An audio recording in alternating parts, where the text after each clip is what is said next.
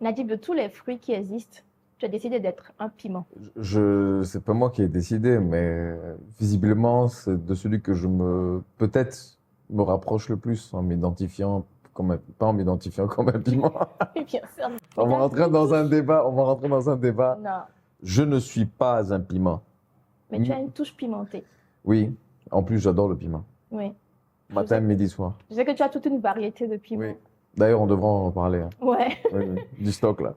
J'ai toujours voulu t'interviewer parce que ce que tu apportes dans le paysage de la com aujourd'hui en Afrique, c'est c'est très précieux. Et j'aimerais revenir sur le parcours qui a fait de toi cet homme que tu es aujourd'hui, cet agent INS toujours habillé en noir. Je sais que tu es né en Côte d'Ivoire, tu es reparti, tu es revenu et aujourd'hui tu en as fait ta maison pour longtemps. Est-ce que tu peux me raconter ce moment où tu as su que la com, c'était le métier qui était fait pour toi? Écoute, mon père a un CV qui fait 4-5 pages.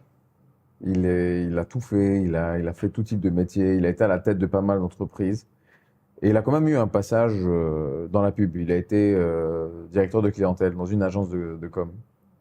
Et ça, c'était à Beyrouth. La notion de publicité, c'est là qu'elle était venue. Donc, et voir mon père aller sur des tournages, parler de clients, parler de publicité, j'étais tout jeune. Mais c'était les prémices de la publicité dans mon esprit, étant petit. Mais après, je voulais me rediriger vers l'art. J'avais envie d'être artiste. J'avais envie d'être. Je peins. Je fais de la musique à mes heures perdues. Je suis toujours connecté à l'art, au vrai sens du terme, à savoir créer, au feeling, se faire apprécier de façon subjective et pas objective, ce que n'est pas la publicité, hein. L'art, c'est soit on aime ton œuvre, soit on ne l'aime pas. C'est très subjectif. Mais pour revenir à l'art, oui, je voulais être réalisateur de films. J'avais déjà identifié mon circuit à Paris. Il fallait que je m'inscrive dans une école de cinéma. Je m'enfermais à la bibliothèque d'école. À cette époque, j'étais en Roumanie, à Bucarest. Ah oui, t'as quitté la Côte d'Ivoire à quel âge? J'avais 3-4 ans. Ok. Et vous êtes reparti sur le Liban. C'était pas reparti, c'était parti pour moi parce que je suis ivoirien, donc je suis parti. Enfin, mes parents se sont installés au Liban. Du Liban, Chypre, Chypre, Roumanie, Roumanie, France. Donc voilà, on avait un peu tourné de par les différents postes de mon père. C'est comme ça qu'on bougeait. Vous voyagez beaucoup. On voyageait beaucoup, oui. Et donc en Roumanie, je m'enfermais dans la bibliothèque de l'école pour regarder des films, les grands classiques, seul, DVD, écouteurs, casque, et regarder pas mal de films, me faire aussi de la critique de cinéma, mais encore une fois, à ma propre façon. Et donc je savais que je voulais être réalisateur de Ok. films. Et j'avais postulé pour faire mes études en France, et c'est là que je me suis dit, mais attends, tous ces grands réalisateurs que je regarde et que j'admire, enfin, que je regarde leurs films et que j'admire aussi leur travail et leurs œuvres, n'ont pas forcément fait d'études. C'est des artistes dans l'âme. On revient à la subjectivité. J'aime ce qu'ils font, j'aime leurs œuvres. Et peut-être que leur chemin n'est pas forcément aussi, enfin, leur chemin n'a pas été forcément l'université. Et donc pourquoi moi est-ce que je devrais le prendre? Et c'est peut-être risqué. Si tu vas faire une école d'art, je critique pas les écoles d'art, au contraire. D'ailleurs, là, j'en cherche je cherche des personnes qui ont fait des études liées à l'art et que j'aimerais recruter au sein de l'agence. Parce qu'au final, la publicité, c'est de l'art. Mais je me suis dit que c'était risqué. Si je vais être réalisateur, je vais faire des films. Qui va peut-être apprécier, qui va pas apprécier? Est-ce que je vais pouvoir en vivre Donc tu te de posais ça? la question de la rentabilité de ce Est-ce talent. que je pouvais vraiment, oui, exactement, est-ce que je pourrais vivre de ces œuvres-là, enfin, cinématographiques? Et c'est là que j'ai atterri à la publicité. Ok. Et ça, j'étais encore à l'école, hein. Tu étais dans quelle filière? Économie, Économie, donc. ES, ouais. C'était même pas un bac enfin, littéraire. Ah C'était. non, non, pas du tout. Non, non, non, non, non. Mais tu étais parti en économie. Pourquoi en fait? Parce que déjà, je savais que je n'allais pas finir scientifique, même si je me débrouillais très bien, enfin, pas mal. dans toutes les matières, sauf philo. Le prof de philo ne me comprenait jamais. C'est C'est pour ça que étrange. j'avais des mauvaises notes. Mais oui, mais c'est parce qu'il me comprenait pas, je pense. Mm. Mais non, je me débrouillais dans toutes les matières. Mais en vrai, oui, je me disais que dans tous les cas, j'allais finir dans une filière économie, marketing, business. Donc, c'est ce que je visais de départ.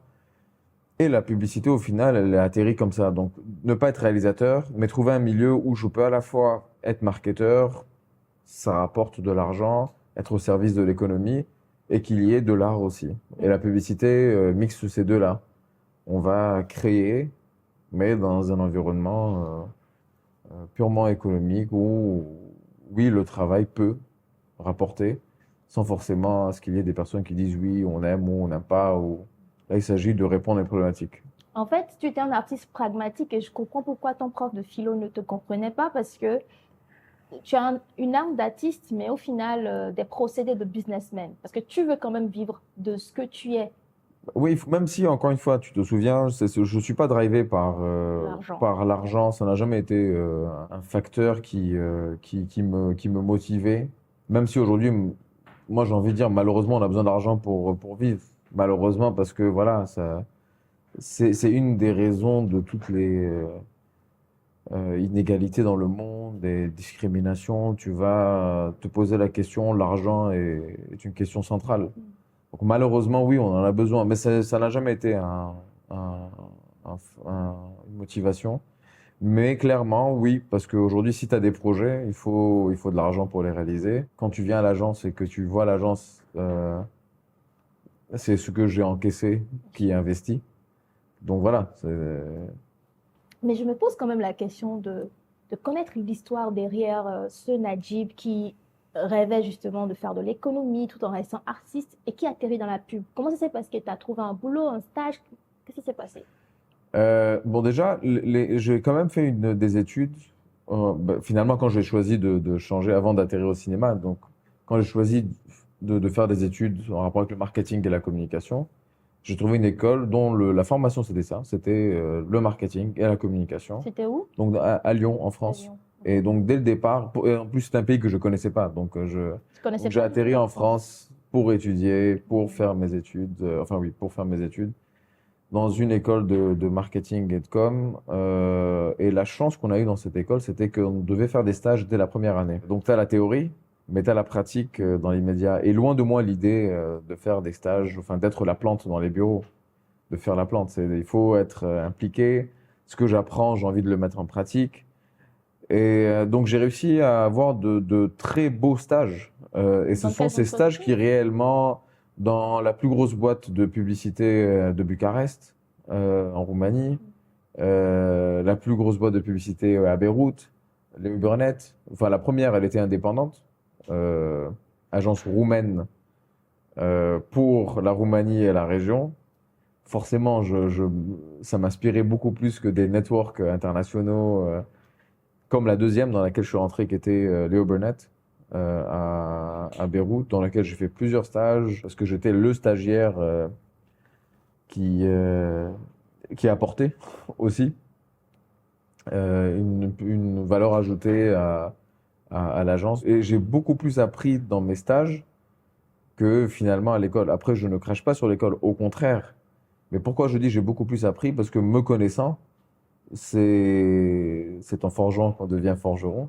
Et j'ai beaucoup plus forgé avec de la matière. En plus, quand tu fais des stages dans de grosses boîtes, il y a matière.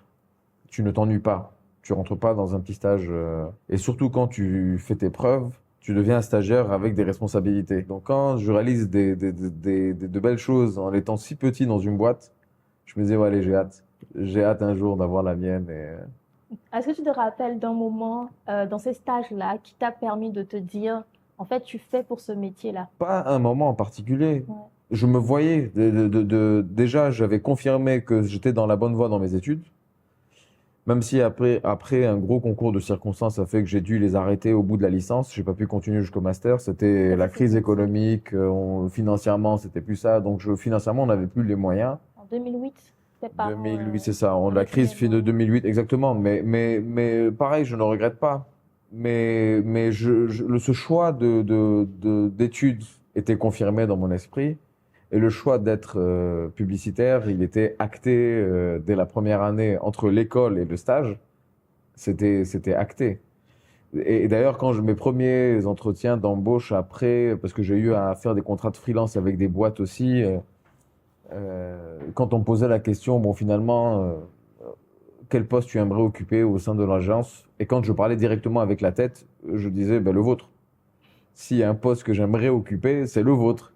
Non, j'avais pas défini la date ou la période dans quelle période il fallait que je le sois, mais c'était évidemment la tête. Quand tu as envie de rêver et d'aller loin, c'est des places de tête en général que tu vises et après former une équipe qui va rêver avec toi et partir avec toi. Si tu rêves en bas et celui qui est au-dessus de toi ne rêve pas comme toi, tu vas nulle part. Enfin, par rapport à...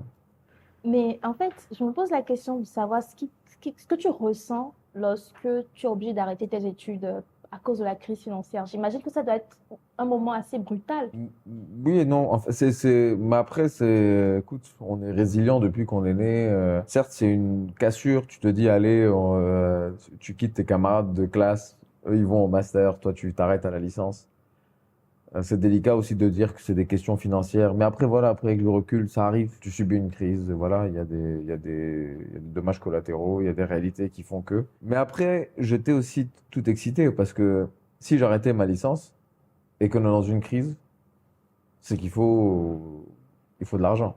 Et s'il faut de l'argent, il faut travailler. Et ta motivation, elle est différente quand tu as tout à dispo et au final, tu as un large choix devant toi et que tu choisis ce que tu as envie. Finalement, tu n'as pas réellement faim. Mais quand tu n'as rien à dispo et tu as une problématique qui est financière, ta motivation, elle est différente. Tu te dis, allez, n'importe quel job, je vais le prendre et tout raser dedans. Mais je voulais pas faire n'importe quel job, hein, naturellement. Il fallait que ce soit des jobs en rapport avec le publicitaire. Donc voilà, de par les contacts que je m'étais fait dans mes stages, j'ai pu identifier des boîtes. J'avais quand même un petit nom qui s'est fait circuler quand même dans le milieu, et donc j'avais des contrats de freelance, après des contrats, et ainsi de suite. C'est comme ça que ça s'est fait. Mais donc oui, certes, c'est une cassure, mais je regrette pas. Il n'y a aucun regret à avoir. Mais ce que je constate dans ton histoire, c'est grâce à l'excellence dont tu as fait preuve dans tes stages, tu as vraiment proactivement aimé tes stages et agi en fait dans tes Oui. stages pour développer ton nom, ta réputation, pour faire des contacts. Et lorsque tu as eu cette cassure-là, c'est cette réputation-là qui t'a permis non pas d'aller faire caissier, livreur et tout ça, mais de continuer à travailler dans ce que tu aimais faire. Oui, complètement. Premier stage, il était pas, enfin, tous mes stages n'étaient pas rémunérés, mais le premier, c'était acté que c'était pas rémunéré. Mais au bout des quelques mois que j'ai fait là-bas, j'estimais que j'ai tellement apporté qu'à la fin du stage, je suis parti chez le boss et je lui ai dit, écoute, Faut me payer. c'est comment? Un peu, quand même. J'ai j'ai travaillé, j'étais sur des tournages, j'ai écrit des scripts, j'ai géré un client, bref, j'ai énuméré.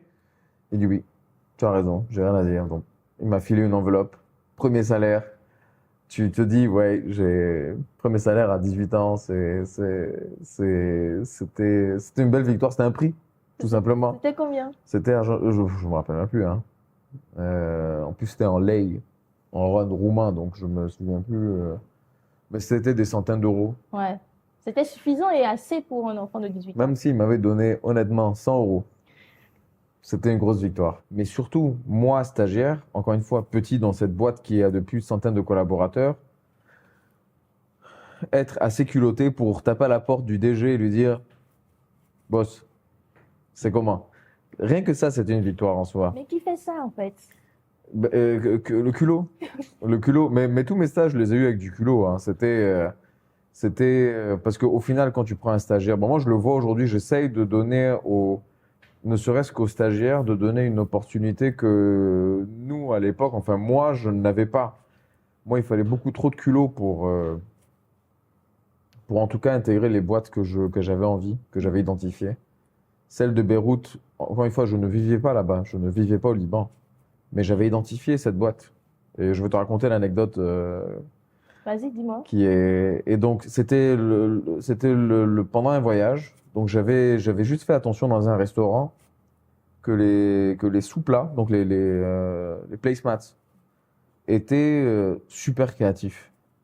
Parce tu pouvais à la fois dessiner dessus, mais pas juste colorier et faire des labyrinthes. En dessinant, tu avais une énigme qui allait apparaître. En les pliant, tu avais une histoire qui se racontait, que je trouvais très créatif. Et forcément, ça m'intriguait. Je me dis, bon, qui fait ça? Moi, quand je vois quelque chose qui le fait, j'envie et je jalouse de belles créations, surtout quand je me dis que ça, je peux le faire. Si c'est quelque chose que je sais que je peux pas le faire, j'envie pas. Et puis, je suis pas quelqu'un qui envie les gens dans leur lifestyle. Mais de belles choses créatives, je me dis, mais moi, je manque de rien pour faire ça. Je me suis renseigné, j'ai vu qu'il y a une boîte de la place qui est le Léo Burnett au Liban. Je m'intéresse davantage sur la boîte. Comme un vrai dindon, j'envoie mon CV, je me dis, je vais peut-être avoir un stage. Donc, tu vérifies, on te donne une adresse mail qui est bateau, t'envoies. Forcément, tu n'as pas de retour. Là, par contre, on parle une plus grosse boîte que celle de Bucarest. Et là, on parle d'un network qui est plugué, hein. La boîte, elle est américaine, rachetée par Publicis. Et tu as des antennes un peu partout dans le monde. Je pense que c'est eux qui ont fait Marlboro, non? Exactement. Bien vu. Le fameux cowboy, Ouais, le fameux. Kellogg's, le géant vert, bref, ils sont à la tête de très grosses campagnes. Donc voilà, j'envoie mon CV et je suis frustré quand même de ne pas avoir de retour. Donc là, je suis à nouveau à Lyon, enfin, là où je fais mes études, mais j'insiste quand même à rentrer dans la boîte. Donc là, ce que je fais, j'essaie de m'intéresser dans le personnel de la boîte. Donc tu as des infos sur Internet, c'est qui à la tête, qui travaille, ils ont qui comme client et ainsi de suite. C'est là que j'ai le nom de la patronne, j'ai le nom de certains clients et je décide d'aller dans une cabine téléphonique à Lyon et me faire passer pour un client et appeler le standard de Léo Burnett. Oui, allô, bonjour. Oui, bonjour madame. Écoutez, je suis monsieur Gadard de tel client, je vais pas citer le client, mais un client qu'ils ont chez eux. Mais je dis Monsieur Gadard, donc je n'ai pas, c'était pas du tout une usurpation d'identité. Mais je dis Monsieur Gadard de tel client, je vous appelle de Paris, je dois parler avec. Et là, je cite le nom de la patronne. Bon, elle s'est dit, il est sûr de lui, le type. Et je me dis bon, impossible qu'elle va me passer la patronne, parce que moi, ce qu'il me faut, c'est arriver à. Et là, elle décroche. Allô, oui. Je dis oui, c'est vous, Madame Tan. Elle me dit oui, effectivement, c'est bien moi.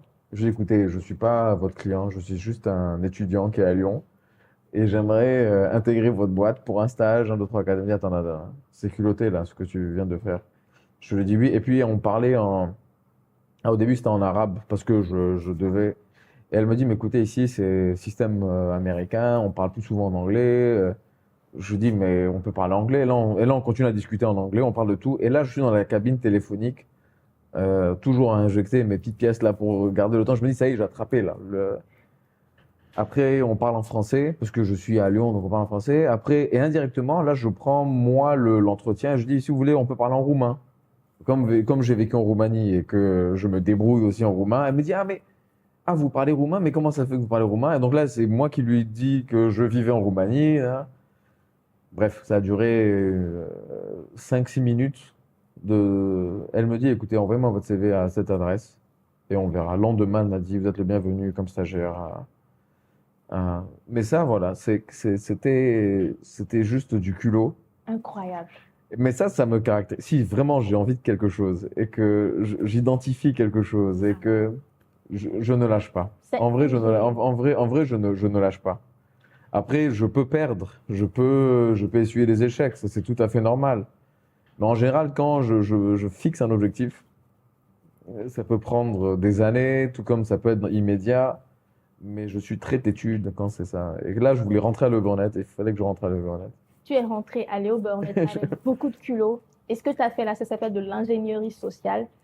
Tu as réussi en fait à montrer à chaque étape du parcours téléphonique. Moi, je me suis demandé à un moment, tu n'avais pas peur que tes pièces soient terminées? Mais j'avais l'adresse mail de toute façon, donc après, si ça devait s'arrêter, moi j'allais réussir ou bien j'allais repartir. Il y avait une solution. Ouais. Il y avait une solution. T'es le genre Près de de la cabine personne- téléphonique, il y avait un imprimeur que je croisais tous les jours en rentrant de l'université, que je saluais tout le temps. C'est lui qui m'a fait découvrir le monde de l'imprimerie. Parce que je discutais, je faisais mes pauses d'une heure, 2 heures chez lui, je comprenais comment fonctionnaient les machines, des fois je l'aidais, je me faisais mon petit argent de poche avec lui aussi, je lui faisais des petites créas comme ça pour 50 euros, 60 euros. Donc j'allais traverser la route. Raymond, j'ai besoin s'il te plaît de 5 euros pour continuer mon appel téléphonique. Non, c'était pas. Enfin, il y a 1000 solutions, hein. Ok, Quand la porte est fermée, on passe par la fenêtre. ok. Mais je me rends compte que tu es le genre de personne qui ne lâche rien. En tout cas, pas ce en quoi il croit. Et aujourd'hui, quand je regarde ce que tu as pu créer avec l'agence Inc., je sais aussi que ça a demandé du culot. Mais là, nous sommes encore à Lyon. Tu viens de terminer tes études de licence. Et là, tu trouves un autre stage à aller au Burnett ou c'est quoi la prochaine étape quand tu arrêtes? Qu'est-ce qui Ah se non, passe quand après? j'arrête. Ah non, non, quand j'arrête, là, il n'y a plus de stage. Il n'y a plus de stage. Là, il faut travailler. Ok, donc Non, là, non. tu as commencé le freelancing. Et c'est là que j'ai dû travailler dans un premier temps en freelance au passage, me rapportait plus que si j'étais salarié, parce que j'ai identifié quand même deux structures avec lesquelles je travaillais. J'étais mieux rémunéré que si j'avais des contrats. Et forcément, tu accueilles avec le sourire aux oreilles cette belle rémunération parce que voilà, ça t'aide aussi ton frère, ta sœur, enfin, ça pallie un peu à ce. Donc, en fait, dans cette crise économique où tes parents n'avaient pas les moyens de te permettre de continuer tes études, tu trouves ces jobs-là et quelque part, tu deviens enfin, aussi un socle financier pour la famille, n'est-ce pas? Entre autres, Donc, tu prends soin de tes frères, de tes sœurs. entre autres, avec ceux qu'on avait aussi également. Mais oui, effectivement, c'est une période qui est importante, qui est dure, mais qui est importante. Et au final, encore une fois, hein, quand t'es dans un trou, quand tu regardes la lumière, c'est pas la même chose quand t'as le regard qui donne vers le trou, vers la lumière. Tu sais que t'as un long chemin pour t'en sortir, mais tu restes dans un mindset qui est très positif. Donc ouais, tu vois toujours le verre à moitié plein et pas vide. Mais ce n'est pas tout le monde qui a justement cette capacité d'avoir un mindset positif, de voir le verre à moitié plein. À quel moment est-ce que tu vois la lumière au bout du tunnel et que tu sors du tunnel? À quel moment? Je la voyais quand je savais que dans ces contrats-là, dans ces tâches que j'avais, on essuyait des réussites professionnelles pour le coup. Donc moi, je me dis, si je réussis professionnellement comme ça, forcément, tôt ou tard, ça va s'impacter sur mes conditions financières. Pour moi, c'est lié jusqu'au jour où il y a une agence qui était en cours de création. Et on fait appel à moi, on m'interviewe, on me dit, écoute, la création de cette boîte, l'entretien s'est bien passé, on avait entendu parler de toi, voilà ce qui se fait, on aimerait bien monter cette boîte, que tu en fasses partie. Bref, pour le coup, il y avait des contraintes parce que c'était pas dans la ville où j'habitais à l'époque, donc il fallait que tous les jours je me retrouve à faire des trajets, passer d'une ville à l'autre et ainsi de suite. Mais still, le challenge était là dans le sens où on me donne l'opportunité de monter une boîte depuis zéro. Ça c'était cool. Je me disais oui, ça c'est là je vais prouver. Les autres, ok, j'ai fait des stages, mais là il faut que je prouve depuis zéro. Ça c'était l'entretien et les promesses qu'on m'avait faites, qu'en soi, encore une fois, c'était des victoires. Mais ça a été postponé au fur et à mesure. Entre-temps, moi, j'avais mes contrats toujours freelance hein, que j'occupais. Mais il y avait cette échéance qui se postponait de mois en mois. Et moi, je me disais, mais qu'est-ce qui se passe là? Mais pourquoi est-ce qu'on est en train de reporter comme ça cette ouverture? Bon, je sais il y avait plein de facteurs, hein. C'est là que je rencontre mon premier employeur qui m'a ramené en Côte d'Ivoire, qui est Gandour, la famille, Ah oui, enfin la nouvelle parfumée Gandour. parfumerie Gandour. Voilà. Tu les rencontres où? Ben, c'était au Liban. Au Liban. Le poste de directeur marketing Responsable marketing. était à pourvoir et c'était sur une base de test. Moi, c'était un retour au pays. Mais comment ils ont entendu parler de Et toi? avec un gros bouche à oreille, on sait dans la famille et que extra famille que on cherche du travail et ainsi de suite. Donc, est-ce que tu veux pas rencontrer Et donc le challenge c'était viens en Côte d'Ivoire. Enfin, est-ce que la Côte d'Ivoire ça t'intéresse? Je dis mais pourquoi pas? Moi à cette époque, jette-moi dans le désert de Sibérie, j'acceptais. Mais on t'envoyait dans le pays le plus doux au monde. Exactement. En plus, chez moi, c'est presque voilà cette maison que tu sais que tu es dans laquelle tu es né, mais que tu n'as pas grandi. Mais elle a toujours été là en filigrane quand tu as grandi. Peu importe le pays dans lequel tu as vécu, il y avait toujours la Côte d'Ivoire parce que moi j'ai de la famille qui est là. Enfin, j'avais de la famille. Là maintenant ça y est, je suis là, mais j'avais de la famille qui était là. Donc il y avait toujours en filigrane la Côte d'Ivoire qui était là. C'était en quelle année que tu reviens en Côte d'Ivoire? 2010. 2010. 2010. Et tu as lancé justement Jaguar Oui. avec Gerbino. Oui, avec Gerbino. Et d'autres campagnes. Tu as envie de nous parler un peu des campagnes que tu as pu lancer? La campagne qui, si tu veux, a confirmé un peu. Parce que quand je suis arrivé, on devait se tester mutuellement. L'entreprise et toi? Oui, on devait se tester. C'est parce que, étant donné que si je reviens m'installer, c'est quand tu mets la main à la pâte qu'on voit. Il y a toujours cette phase de test, hein. Quand tu recrutes quelqu'un, surtout avec une responsabilité qui est telle que le marketing de la nouvelle parfumerie Gandour et que forcément, il y a cette phase d'adaptation, cette phase de. Mais moi, mon trajet, pas Beyrouth, mon trajet jusqu'à l'usine qui est en zone industrielle de Yopougon, arrivé à Abidjan, rien que le trajet, j'avais pris ma décision de rester parce que je regardais autour de moi, il y avait tout à faire. Tout à faire. Donc tu reviens dans ce pays qui t'a vu naître. Et je me dis, il y a tout à faire. Et là, je ne raisonnais pas en publicitaire, je raisonnais c'est pas businessman le mot, je sais pas si je suis businessman, peut-être je serais un mauvais businessman, mais disons un créatif, créateur, je me dis, il y a tout à faire. On a plein de choses à créer, on a plein de choses à apporter, on a des routes à faire, on a des trottoirs, on a bref, tu as compris là où j'en viens. Donc, pour moi, c'était acté que ça y est, je suis là. Donc, juste le trajet d'Abidjan à Yopougon. Je suis arrivé, j'ai dit, moi, je reste. Hein. Et tu t'es dit tout de suite, je suis revenu dans mon pays pour rester. Je reste. Wow. Donc, je savais que de toute façon, c'était pour rester. Mais donc, oui, et après, ce qui est aussi à confirmer plus ou moins mes idées, mon poste, ma vision, c'était la première campagne d'ailleurs que j'ai eu à faire avec eux, c'était les parfums classe. Tu sais que cette campagne-là, moi en tant que béninoise, elle a cartonné à la télévision béninoise. Je n'arrive pas à croire que c'est toi qui l'as fait. Et c'était aussi Tu veux mon numéro. C'était Tu veux mon numéro. Ouais. Et tout a été. Raconte-nous comment tu as eu l'idée de cette campagne. C'est toi qui as fait c'est simple, c'est des parfums numérotés. Oui, c'est des parfums numérotés.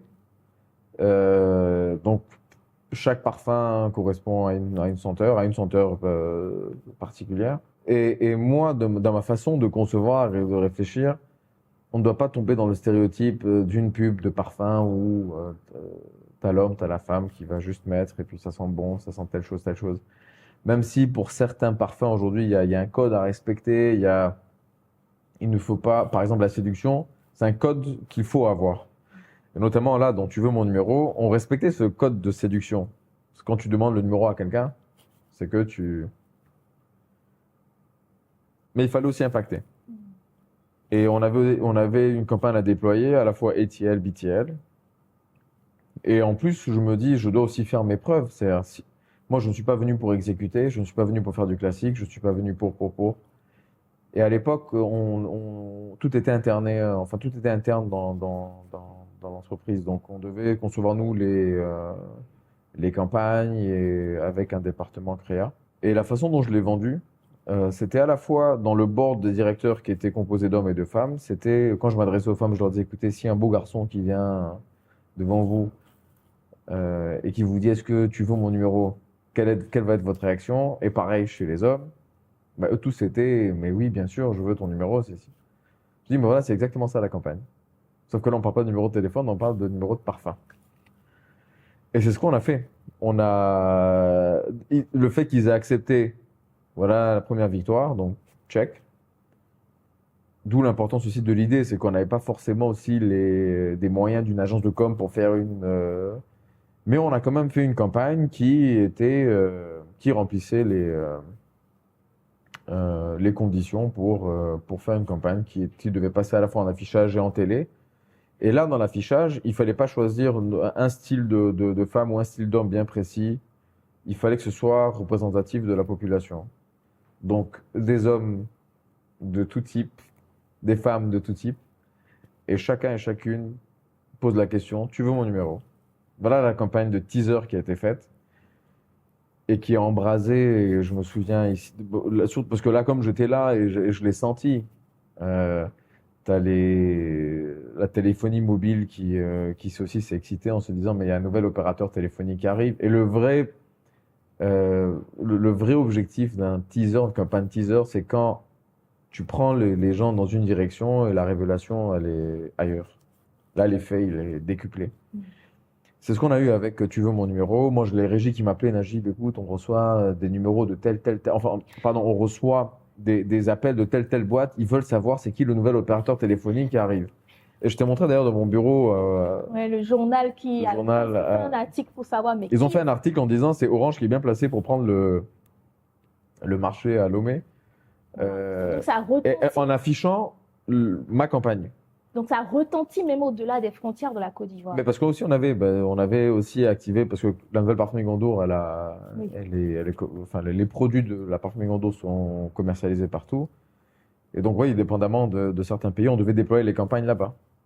Et donc, oui, quand tu as un article, enfin, c'est même pas un article, c'était la une du journal où on te met ta campagne et puis on te parle d'Orange. C'est un autre prix que tu gagnes et que tu te dis oui. Et ça n'a pas raté. Tout cet engouement autour de cette campagne a impacté le chiffre d'affaires des parfums classe. Donc là, tout de suite, on te recrute en tant que responsable marketing. Janvier, je démarre, février, la campagne. Donc janvier 2010, tu démarres. Février, la campagne. Et février, tu fais la campagne. Et février, comme ça, tu confirmes ton statut comme fils de pub, en fait. C'est ça. C'est-à-dire que tu fais tes preuves et tout de suite, en fait, forcément, le test est réussi pour la nouvelle parfumerie Gondour. En tout cas, les chiffres le prouvaient. Donc, les preuves sont là. Les preuves sont là. Et c'est ça qui est beau c'est ce qu'on essaye de faire aussi. C'est ce qui est beau et c'est ce qu'on essaye de prouver autant qu'on peut. C'est qu'on ne fait pas de la pub pour faire joli, pour faire beau. Encore une fois, on fait de la pub pour un but bien précis. Et ce but-là doit être ces objectifs. Pour prouver qu'on les a atteints, il faut des chiffres. Si tu fais toute une campagne autour d'un produit spécifique, il faut qu'on arrive à montrer que ça a impacté les ventes. Et donc, toi, à ce moment-là, tu avais quel âge? 22. Donc, à 22 ans, 22, oui, 22, à 22 ans, tu réussis ce coup de maître. Comment est-ce qu'on se sent qu'à 22 ans, on fait une campagne de cette ampleur et qui touche autant de personnes? Bon, déjà, l'âge pour moi n'est pas tabou. Déjà, c'est pas tabou. Certes, aujourd'hui, on est dans un environnement où tu as les grands frères et les petits frères, qu'on se doit de préserver et de respecter, c'est très important. En revanche, le talent, lui, il faut pas qu'il y ait ce tabou sur l'âge. Aujourd'hui, pourquoi on n'a pas de tabou à parler d'un joueur de football qui a 19 ans ou 18 aujourd'hui, qui est le plus bankable de la planète? Pourtant, tu le fais venir ici, on dit c'est le petit frère. Mais dans son milieu, c'est pas le petit frère. Tous les grands frères, il les a mis à genoux. Sur les talents, il n'y a pas de tabou sur l'âge. Après, quand tu rentres forcément dans une entreprise, il y a les grands frères qui sont là. Il y a les doyens même dans la boîte qui sont là depuis un bon bout de temps. Donc, il y a vraiment un très, très, très, très low profile qu'il faut se l'imposer. Et même avoir aussi la modestie de se dire qu'au final, moi, j'ai pas toute l'expérience que peut-être un directeur marketing de 35 ans ou de 36 ans pourrait avoir. Donc ça, oui, il faut ne pas se le cacher. Il faut l'assumer. Et le gros point fort étant le talent et étant la créativité, ça, je dis, OK, même si tu me ramènes un gars de 40 ans, je peux être aussi créatif que lui, voire plus. Donc voilà. Mais sinon, voilà ce que ça fait d'avoir 22, 23 ans. Et après aussi, le poste lui-même m'obligeait à avoir des responsabilités que je devais endosser. Et tu vois, voilà, pour ce petit saut entre arrêter les études et là, quand je te dis que je crois pas au hasard, aux coïncidences, je me dis finalement si j'avais continué mes études, j'aurais peut-être pas vécu. Bon, je suis pas parano hein, pour aller rentrer dans ce genre de trucs, mais je me dis il y a toujours le fameux Everything happens for a reason, Ouais, très Instagrammable comme ouais, j'imagine. comme quote, Ouais, mais on est dedans, oui. on est dedans. En fait, je pense à ce que tu viens de dire sur le fait que malgré tout ce succès-là que tu as pu avoir, tu as dû te rappeler que tu n'étais pas encore arrivé à un niveau d'expérience qui devait Non. justifier de l'arrogance ou de la vanité. Même aujourd'hui, je finis pas d'apprendre. En vrai, on finit pas. Comme pour ce qu'on fait avec entre nous à l'agence, avec nos clients, on est dans une perpétuelle remise en question. On ne finit pas d'apprendre. On ne se dit jamais, ça y est, on est arrivé. Il y a rien qui le justifie. Par contre, ce qui justifie, je vais reprendre tes mots, hein, même si je vais pas, l'arrogance. Ce qui la justifie, c'est quand tu sors les actions que tu as eu à mener et là où tu as fait tes preuves. Là, oui, tu dis, bon, voilà, j'ai prouvé, je peux me permettre. Mais sinon, je me permets pas de dire que je suis au top ou bien je suis le top. À quoi bon se lever le matin, hein? Mais tu sais, c'est assez intéressant de soulever ce point parce que aujourd'hui, tu es devenu ce grand frère-là qui a 37 ans, qui justement est à la tête d'une agence de pub. Est-ce que quelque part, tu as le sentiment d'avoir fait tes preuves? Oui, oui, tu fais tes preuves dans. Aujourd'hui, j'ai réalisé plus d'une. En vrai, je ne sais même pas. Je sais qu'on dépasse les centaines de campagnes, les centaines d'actions. Je suis incapable de les. J'ai eu cette chance d'ailleurs, que ce soit Gandour, que ce soit AGM, la boîte que j'ai montée. À l'époque, c'était pour pour la famille et l'agence X aujourd'hui. J'ai cette chance de ne jamais m'ennuyer. Il y a toujours du pain sur la planche. Il y a toujours. Et ça, c'est formateur. Bon, espérance de vie, je sais pas. mais, mais c'est très formateur. Les enjeux aussi sont intéressants. Toutes les problématiques ne sont pas les mêmes. Quand tu fais une campagne et que tu n'as pas de budget et tu fais une campagne où tu as du budget, forcément tu es à l'aise quand il y a du budget. Tu te dis, allez, finalement, je peux faire les choses dans les règles de l'art. Mais est-ce que c'est pour autant quand il n'y a pas de budget que mon idée, je dois la sacrifier? Non. Donc tu te dis, bon, allez, quelle solution je dois déployer pour pouvoir mener à bien cette idée-là, l'exécuter, qu'elle voit le jour? Tout ça est formateur. Et tout ça fait que justement, je me dis, j'ai prouvé dans les meilleurs moments, j'ai prouvé dans les pires moments. Mais je l'éprouve parce que c'est des comptes que j'ai à rendre envers moi-même et pas envers des personnes. Alors oui, dans une entreprise, on te dit oui, il y a tel responsable, il y a le boss. Je suis pas du tout dans cette approche-là. Moi, je dois me faire plaisir.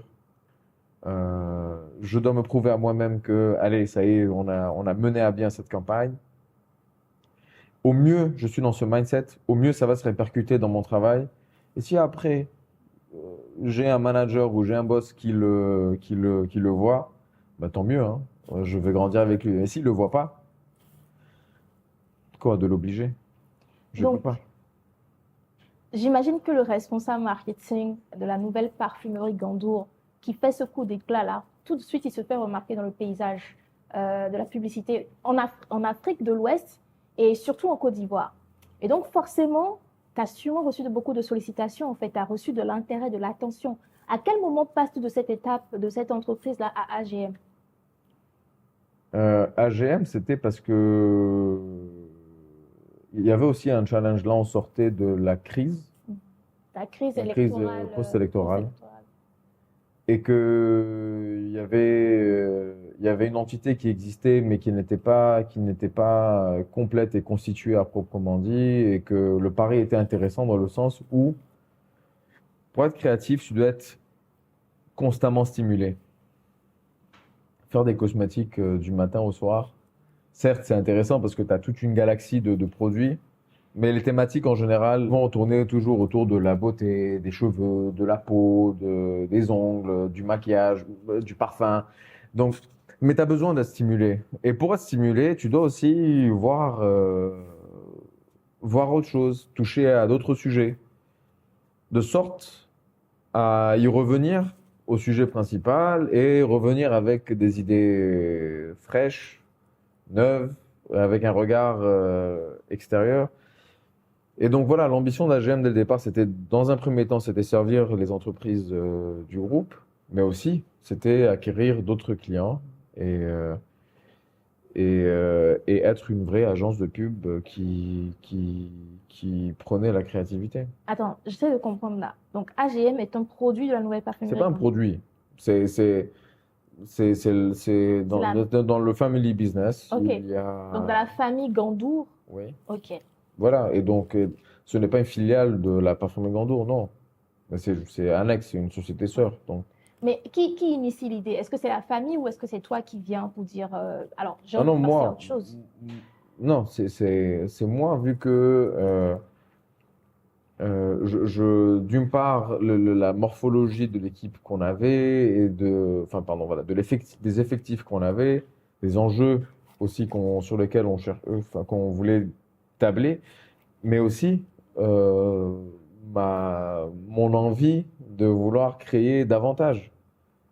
Donc, oui, ils m'ont fait confiance là-dedans. Ils m'ont dit, OK, tu le sens, vas-y. Nous, on a besoin déjà pour les entreprises du groupe, mais aussi mais si aujourd'hui ça doit passer par se diversifier pour avoir plus de créativité, pourquoi pas? Donc en fait, quelque part, tu es le cofondateur de d'AGM. Là, oui, dans sa dernière version, dans son revival, oui. Oui, ok, d'accord. Voilà. Donc ça existait Ça avant, existait avant sous mais forme de régie. ok, Enfin, une partie c'était une régie, l'autre partie c'était voilà. purement média et Donc en pas. fait, c'était plus un service dédié à toutes les autres entreprises du groupe. Et toi, tu décides d'en faire quelque part une entité C'est ça, réelle et à part entière. c'est ça. Ok. Et donc là, tu passes en quelle année à AGM? C'était, je pense, en 2013, 13-14, c'était là. Voilà. Donc Ouais. 4 ans après, tu commences à t'ennuyer, tu as envie de faire plus, de chercher plus. M'ennuyer déjà, c'est très facile. Oui, bon, Ça, bon, forcément, tu es un créatif. c'est très facile, mais c'était pas dans le sens où je baisse les bras. Au contraire, c'est qu'il faut Il faut aller, te stimuler. il faut aller dans une courbe Ouais. Ok. ascendante, exponentielle. Il faut pas rester sur position de laurier. Et du coup, c'est quoi le challenge aujourd'hui? Parce que à t'entendre parler, tu es le genre de personne à foncer. Tu ne connais pas la difficulté ou quand tu la connais, tu passes outre. Tu te dis, voilà, ça fait partie du jeu et je suis là en fait pour gagner. Et au final, quand je t'écoute parler, j'ai le sentiment que tout a été un long fleuve tranquille depuis que tu es Non, revenu en Côte d'Ivoire. non, En non. fait, raconte-moi les difficultés, raconte-moi. Non, mais quand tu choisis d'être aventurier, il n'y a pas de long fleuve tranquille. Ça vient avec tous ces risques, tous les aléas. J'ai choisi cette vie. J'aurais pu choisir être peinard dans une entreprise, être chez l'annonceur, arriver le matin à 8 heures, partir à 17 heures, avoir un salaire qui va augmenter au fil des années, faire mes preuves. Ce qu'on me demande de faire, je le fais. Ça vient avec sa tranquillité d'esprit, cette voie-là. Mais ce n'est pas ce que j'ai choisi. Je n'ai pas choisi cette voie. J'ai choisi l'aventure, j'ai choisi les challenges, j'ai choisi. Et donc forcément, quand tu vas expérimenter, tu vas te casser la figure. Quand tu décides aussi de tout laisser pour pouvoir monter ta propre boîte, ça va avec toutes les réalités de démarrer une boîte en n'ayant pas les moyens nécessaires pour l'avoir tel que tu l'entends, mais en ayant quand même la grandeur d'esprit de se dire que, mais au final, ce que je veux vraiment, il faut pouvoir y arriver, le faire par soi-même. La solution, c'est pas l'argent, c'est nous allons rapporter l'argent pour pouvoir le réaliser et pas juste le demander et se l'appliquer. Mais oui, donc des difficultés, en vrai, je peux t'en donner des milliers, même des difficultés dans la simple réalisation d'un projet qui nous concerne dans la publicité. Ne serait-ce que réaliser un projet n'est jamais une mince affaire. Il y a toujours une forme de complication, il y a toujours un incident qui arrive de nulle part, complètement inattendu. Bon, là, aujourd'hui, nous, notre force, c'est les plans Z. Je sais qu'aujourd'hui, le plan A, aller à 50%, je sais qu'il va marcher, mais j'ai déjà anticipé le plan Z. Donc en 2018, tu décides de quitter AGM avec tout ce que ça implique, parce qu'au final, tu auras passé, je pense, environ 7 ans dans 7-8 ans dans le groupe. voilà, Voilà. dans le groupe. Ça a quand même dû être un passage difficile parce Oui. que, quoi qu'on en dise, tu avais la sécurité de l'emploi, tu avais fait tes preuves, tu étais en train de monter en tant que figure dans cette boîte, et du jour au lendemain, tu décides de partir. Pourquoi? On revient au rêve. Tu n'avais pas des personnes qui te disaient, ah oui, tiens, cette idée-là, elle est osée, certes, mais je vais la prendre. Non, on était dans une forme de continuité Dans les dans les stéréotypes. stéréotypes. C'est quoi le type de publicité, en fait, qui t'énervait le plus? Euh, et jusqu'aujourd'hui, pas qui m'énervait, mais jusqu'aujourd'hui, c'est quand le produit est mis en avant et plus gros que gros et on te dit, voilà, le produit le meilleur, c'est la qualité, Ouais, mais il y avait, moi, enfin, c'est inaudible. en grandissant, j'ai vu de la pub africaine et c'était toujours une pub très stéréotypée, très traditionnelle.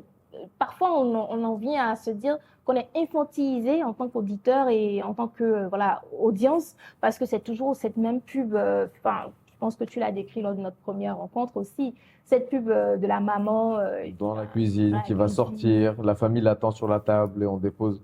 Ça en fait partie. Mais parce que on est dans bon, déjà, il faut comprendre à la base qui valide ce genre d'idée. Mais c'est qui? Mais c'est l'annonceur qui va valider. T'as beau proposer l'idée la plus créative, il a des fois une fixation. L'annonceur aussi, les annonceurs en général sont plus dans une approche purement commerciale.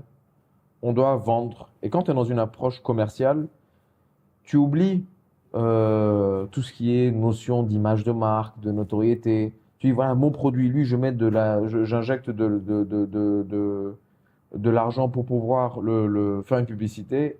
Je dois avoir de l'impact sur mes ventes. Et donc, si j'ai mis autant d'argent, sachant que autant d'argent, ça peut être 500 000 comme ça peut être 500 millions, hein. Parce que tu as des clients, ils vont te dire, mais moi, j'ai mis autant d'argent. C'est 500 000. Quoique, ceux qui ont 500 000, vous avez de l'argent. Ça ne veut pas dire que je ne suis pas en train de dénigrer, mais je te dis, là, on te parle de boîtes qui veulent Ouais. faire de méga campagnes. Et donc, eux, ce qu'ils veulent voir, si j'ai mis tant d'argent, mais c'est mon produit que je dois voir, mais c'est ma marque que je dois voir. Donc, il y a J'ai pas envie de voir quelque chose qui va Ouais. venir. Ils veulent pas de la créativité, ils veulent pas du subtil, ils veulent vraiment, on veut voir le produit en gros. En fait, en faisant ça, ce qu'ils ne veulent pas, c'est qu'ils ne veulent pas écouter à qui ils s'adressent. Mais ils se disent que ceux à qui, justement parce que j'ai l'impression que l'idée que les annonceurs se font du public africain, c'est un public stupide qui a juste besoin de voir le produit en gros pour l'acheter. Je pense pas qu'ils se le disent. Mais encore une fois, ça va à sens unique. Tiens, voilà mon produit, bois de l'eau. L'eau, c'est pour la vie, c'est pour la santé. Ok. Voilà un concurrent va dire exactement la même chose. De la lessive pour du linge. Il va te dire, moi, ça me fait de la lessive plus blanche que blanche. L'autre, il va dire, mais moi, ma lessive, elle mousse plus. Ouais, mais non, moi, elle mousse plus que le.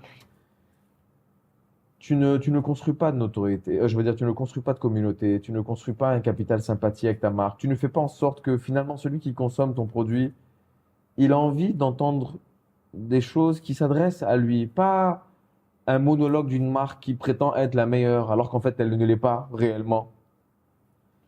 Et donc pour revenir à ma motivation, donc forcément moi qui suis plus dans ce mindset-là que l'ensemble des annonceurs, c'était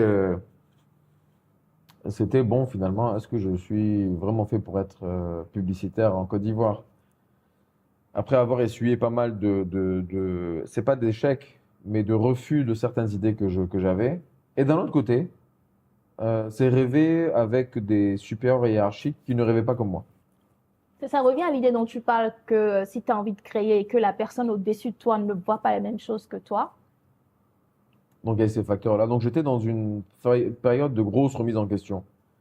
Je savais toujours que je reste, enfin, que je suis là, en Côte d'Ivoire. que je vais faire, s'il faut que je me reconvertisse en fabricant de chaussettes, je vais le faire. Parce que je sais que le jour où je serai vendeur de chaussettes, je ferai les chaussettes les plus stylées, que je vais faire en sorte que les chaussettes, on va en Ouais. parler de ça dans tout le pays.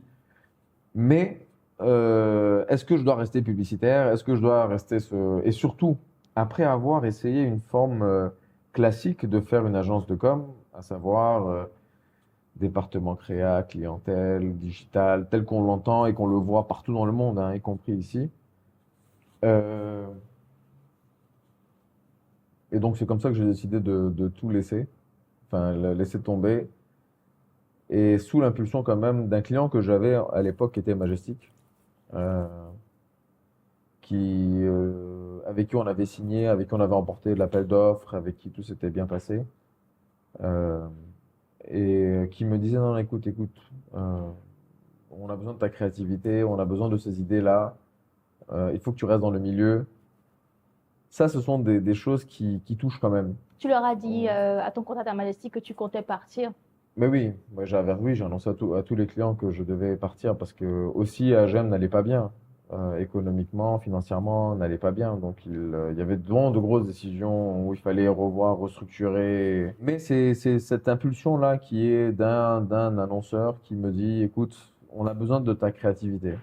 Mais encore une fois, la motivation de rester dans le milieu de la pub, c'était te dire que tu as un client que tu pouvais avoir Donc, en, t'as en démarrant. Majestic qui te dit, si tu te décides à lancer en business, Je suis là, je suis là. je suis Donc, client. t'as ton premier client Mais avant oui, même d'avoir démarré ton agence. oui, mais c'est important aussi hein, quand tu vas te lancer.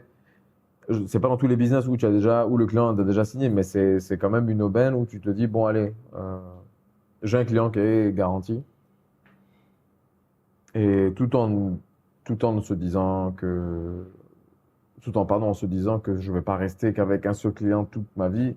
Être monoclient, c'est suicidaire. Hein. Tu sais pas, soit l'un pour l'autre, l'un ou l'autre. Ce n'est pas. Mais voilà, on a démarré avec Majestic. Ouais. Et là, pour le coup, tu passes d'une équipe d'une vingtaine de personnes à, Un noyau. oui, Ouais. moi avec deux juniors, deux, trois juniors. On avait démarré l'agence X comme ça. Mais voilà, c'était ce coup de pied aux fesses d'une marque qui avait envie de créativité, qui avait envie de piment, Voilà, de faire les choses différemment au de faire les final. choses différemment. Mais Najib, tu quittes ton job à AGM. J'imagine que tu étais salarié, tu avais sûrement des économies. Oui. Mais entre un client qui te garantit qu'il sera là et une agence qui travaille, il y a quand même un passage, quoi. Ah non, c'est clair c'est clair que il y a beaucoup de remises en question quand tu veux faire le saut. Mm. C'est pas dans le vide, mais quand même, parce que quand tu fais un saut dans le vide, tu sais que tu vas atterrir. Après, c'est si ton parachute arrive à se déployer, oh, cool, c'est prévu. Si le parachute ne se déploie pas, ok, tu as fait un saut dans le vide et tu as fini en crêpe à l'atterrissage. Ouais. Mais oui, faire le saut. Comment tu l'as fait, Et il ce se saut? fait, voilà, tu te dis, attends, j'ai cette garantie, comme tu l'as dit, d'un Ok. salaire. Enfin, non, déjà avant, j'ai cette garantie de salaire, j'ai tout ça. Versus, il y a un client qui me dit, allez, je suis avec toi. Mais moi, c'est pas ce que je regardais, c'est pas le client que je regardais. C'est une première pierre à l'édifice que j'avais envie de construire, qui était encore une fois l'agence créative. Je ne pensais pas forcément à la plus grosse agence. C'est toujours pas ce à quoi on aspire hein, au sein de l'agence. Mais qu'on soit l'agence créative ivoirienne, africaine, why not un jour plus global. Mais pour l'instant, c'était ça le focus. Donc je m'étais dit, ok, voilà le chantier, voilà le plan. Il faut commencer par là. Et là, on le construit. Et cette excitation, elle annulait tout ce que je perdais derrière moi. La tranquillité d'esprit, salaire garanti, tout ce que j'avais comme avantage en étant salarié était annulé avec cette seule excitation de me lancer dans ce projet-là. Mais à l'époque aussi, tu étais devenu père pour la première fois. Oui, c'est clair. Et c'est quand tu as la responsabilité de deux enfants que tu te dis tu dois pas affecter leur train de vie. Euh, et certes, aujourd'hui, quand tu n'as pas de bouche à nourrir, tu es aventurier jusqu'au bout, presque vagabond. Comme quand j'ai démarré l'aventure professionnelle, on m'aurait dit, comme je t'ai dit, de la Sibérie, je serais parti. Là, on me dit la Sibérie, je vais réfléchir 1000 fois avant d'y aller. Et qu'est-ce qui fait que je réfléchis 1000 fois? C'est parce que voilà, t'as deux bouches à nourrir et que tu te dis, bon, au final, ils sont à la fois un frein à ce vagabond et à cet aventurier, mais en même temps, c'est la plus grosse des motivations. Euh, Aujourd'hui, je me dis que j'ai tout ça à leur donner. Pas dans le sens un héritage financier, un héritage, euh, comment dire, ce patrimoine tel que dans notre entendement, nos parents nous donnent un appartement, un terrain, un héritage, un compte en banque ou pas. Ce n'est pas ça. Je leur dis, voilà ce que j'ai à donner. Papa a eu un rêve. Il a fait en sorte de tout faire contre vents et marées pour ce rêve-là. Aujourd'hui, on a une V2 de ce rêve. Peut-être ce rêve finira en V4, je ne sais pas, ou peut-être ce rêve sera V infini. Aucune idée. Mais au moins, ça a le mérite d'être posé sur la table et de dire voilà, voilà ce que on a fait. Et c'est presque un message que tu as envie de donner à tes enfants. Tu leur dis, bah, si tu y crois et que tu as cette rage de vouloir foncer droit dans tes objectifs et encore une fois, dans tes rêves, go.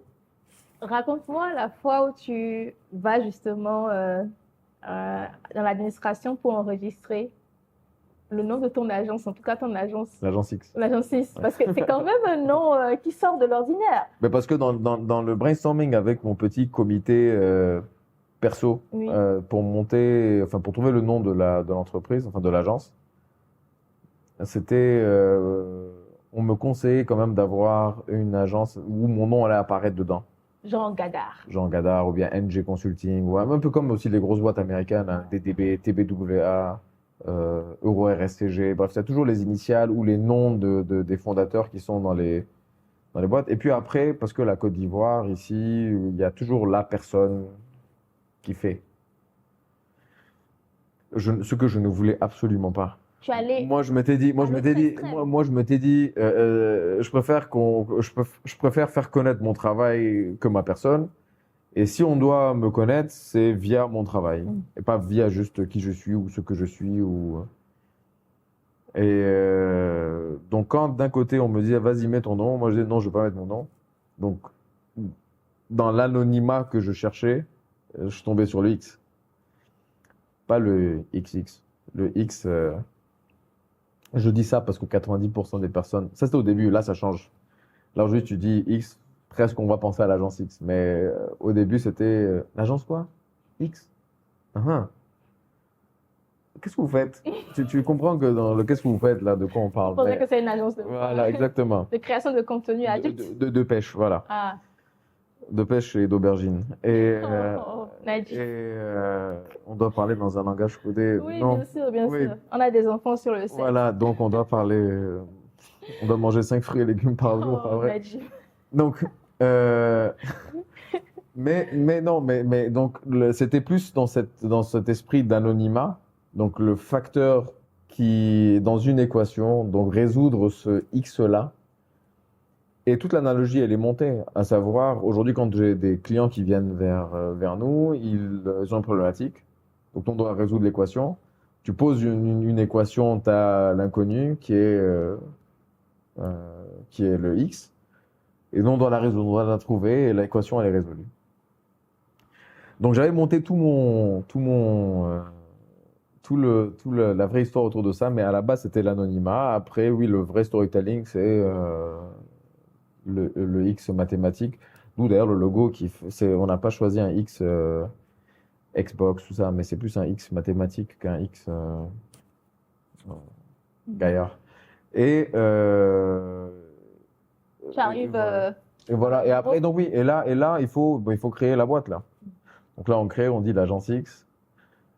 Bon, je vais t'épargner toutes les anecdotes parce qu'il y en a une à chaque fois que je sortais le nom de l'agence X. Il y en avait, que ce soit à l'enregistrement de l'entreprise, que ce soit le premier contrat CIE, contrat de bail avec premier bureau pour l'agence X, où les remarques qui reviennent le plus souvent, c'est, mais monsieur, mais dites-nous le nom de l'entreprise. Je vous dis, mais c'est l'agence X. Non, dites, pourquoi vous voulez pas dire le nom de l'entreprise? Je dis, mais c'est l'agence X. Dites-le.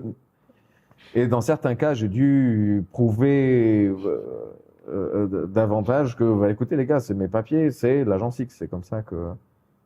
Mais qui appelle son entreprise l'agence X? Je dis, bon, écoutez, au moins vous n'allez pas l'oublier à vie.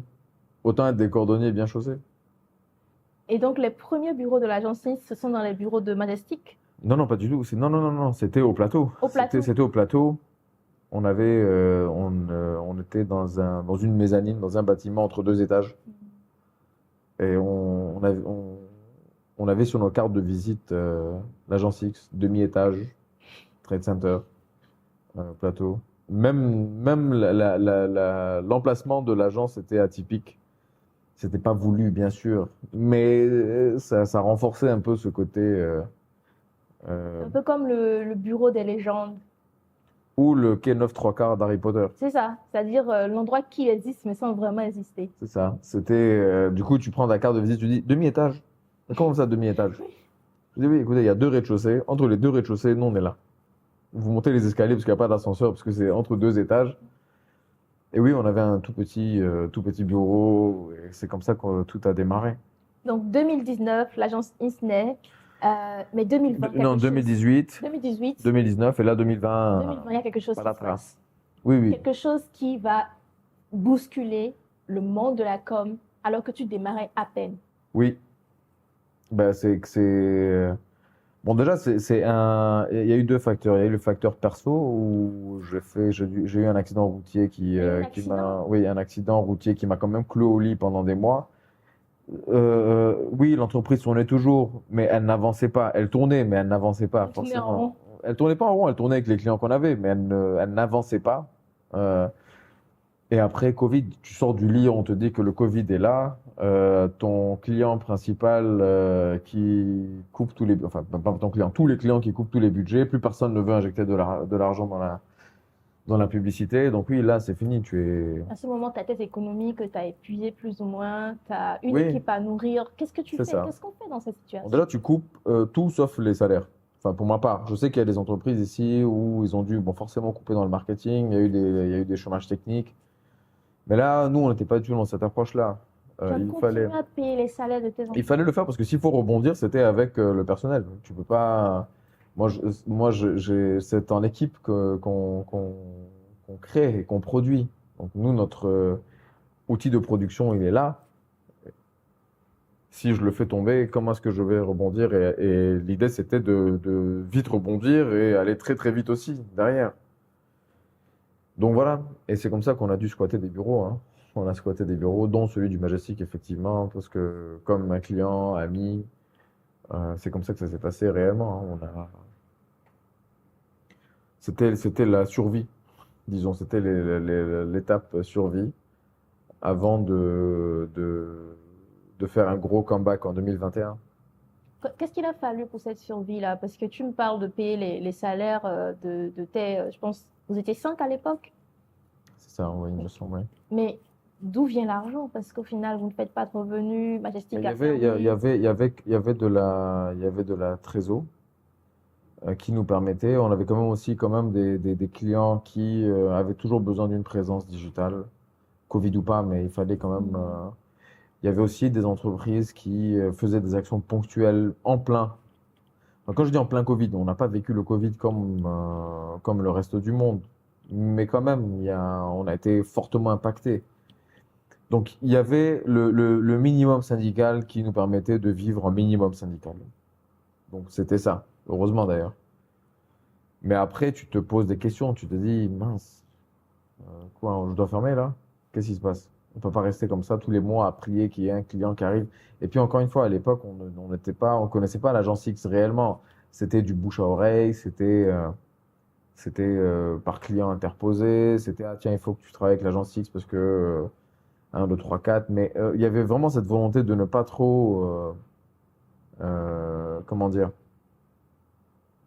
élargir le scope Parce qu'il y avait la mission de l'agence X, c'était aussi revoir, comme je te l'avais dit la dernière fois, la structure interne de l'agence. Donc ça, en soi, c'était un chantier. Donc il fallait vraiment s'assurer qu'on a une vraie structure qui peut absorber une demande. Donc ça a mis un peu de temps. Bon, Covid a bouleversé, mais il était tout à fait logique de prendre du temps avant de faire un lancement de l'agence. On n'a pas fait de lancement réel, mais de faire un vrai lancement et de sorte à attirer des clients.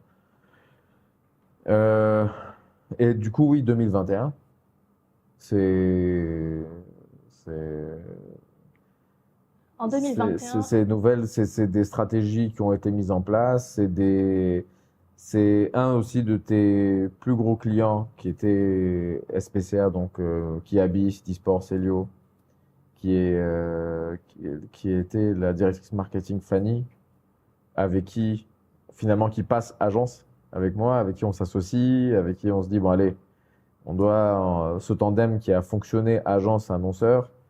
Moi j'ai la tête dans les étoiles, elle a les pieds sur terre. Euh, pour que je garde la tête dans les étoiles, il faut que les pieds sur terre aussi soient bien sécurisés. Elle qui a aussi épousé la vision de l'agence X en étant un client et deux après associé. Et ça a aussi coïncidé du coup avec des campagnes, enfin le lendemain du Covid. Donc c'est d'avoir la confiance de certaines marques, exposer des campagnes. Ces campagnes ont effet domino, scalé très vite en 2021 parce que pour répondre à des besoins clients, il faut qu'il y ait aussi les équipes. Et donc voilà, c'était très sportif 2021-2022 où c'est là que l'agence X s'est fait vraiment un nom, s'est fait connaître. parce qu'à un moment donné, entre 2021 et 2022, toi, tu es aussi venu au devant de la scène, en fait, parce qu'on connaissait beaucoup le facteur X, mais on ne connaissait pas l'homme, l'agent derrière. Et encore, mais forcément, quand tu as, mais même toute l'équipe a été mise en lumière. Il n'y a pas que moi. Oui, bien sûr. Aujourd'hui, l'agence X, et même voilà, là, c'est des rares apparitions que moi personnellement je fais, mais réellement, tout le reste de l'équipe s'expose d'une manière ou d'une autre, peut-être plus que moi. Bien sûr. Mais toute la lumière a été mise sur l'agence X avec toutes les personnes de l'agence X. Mais après, oui, on a toujours envie de savoir, mais c'est qui, c'est quoi l'agence X? On est ici, donc on a envie de savoir. Donc plus il y avait de campagnes qui tombaient, plus Et c'était les un peu prix aussi, parce que vous et avez les prix, oui, remporté beaucoup de exactement. L'année prix. dernière, on a remporté des prix et pas des prix, enfin des prix dans la région. Donc parce que lui, là pour le coup, le scope a été élargi. On a réussi à faire des campagnes dans différents pays aussi. Donc on a remporté des prix qui justifiaient cette créativité-là. L'équipe aussi qu'on a montée, qui, bon forcément, moi je veux dire c'est la meilleure équipe, c'est normal et je le dis pas par affection seulement, mais je le dis aussi par comment dire, constat, fait, preuve à l'appui que et donc oui, tous ces crédits vont à l'équipe. C'est, ça va de soi. Et donc c'est normal qu'il soit à la lumière. Tu sais, la première fois que je t'ai vu, c'était justement sur cette vidéo de révélation de l'équipe, en fait. Vous étiez parti je pense, de la cantine vers le jardin.